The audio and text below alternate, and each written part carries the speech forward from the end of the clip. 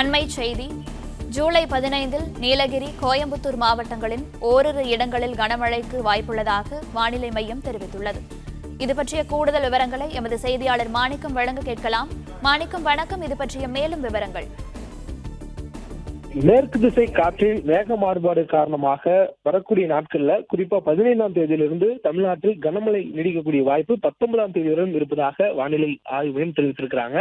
குறிப்பா இந்த நாட்கள்ல சென்னை உட்பட பல மாவட்டங்களுக்கு கனமழைக்கான வாய்ப்பு இருப்பதாக வானிலை ஆய்வு மையம் குறிப்பிட்டிருக்கூடிய நிலையில 15ஆம் தேதி நீலகிரி மாவட்டம் மற்றும் கோயம்புத்தூர் மாவட்டத்தினுடைய மலைப்பகுதிகளில் ஓரிரு இடங்கள்ல கனமழைக்கான வாய்ப்பு இருப்பதாக வானிலை ஆய்வு மையம் தெரிவித்திருக்கிறாங்க.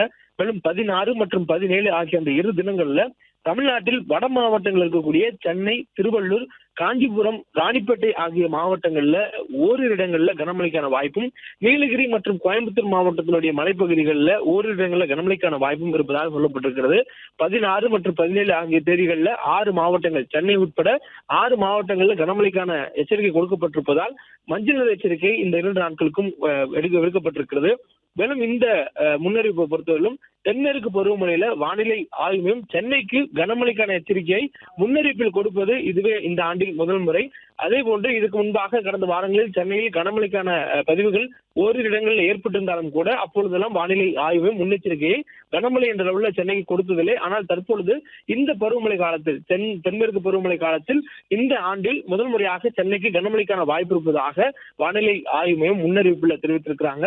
மேலும் இது 16 மற்றும் 17 ஆகிய நாட்கள்ல சென்னைக்கு கனமழை என்ற அளவில் நீடிக்கும் எனவும் சொல்லப்பட்டிருக்கிறது. அதன் பிறகாக 18 மற்றும் 19 ஆகிய நாட்கள்ல நீலகிரி மற்றும் கோயம்புத்தூர் மாவட்டத்தில் மட்டும் மழை தொடரக்கூடிய வாய்ப்பு இருப்பதாக வானிலை ஆய்வையும் குறிப்பிட்டிருக்கிறாங்க.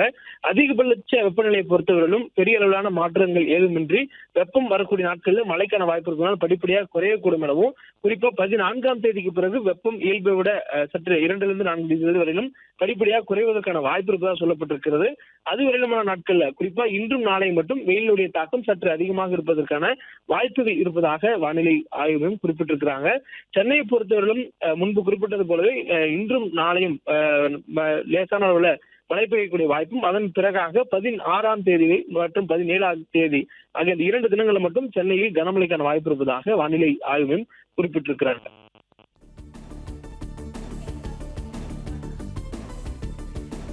விவரங்களுக்கு நன்றி மாணிக்கம். பிளே ஸ்டோர் மற்றும் ஆப் ஸ்டோரில் இருந்து பாலிமர் செயலியை QR கோடு மூலம் பதிவிறக்கம் செய்யுங்கள். செய்திகளை உடனுக்குடன் பெறுங்கள்.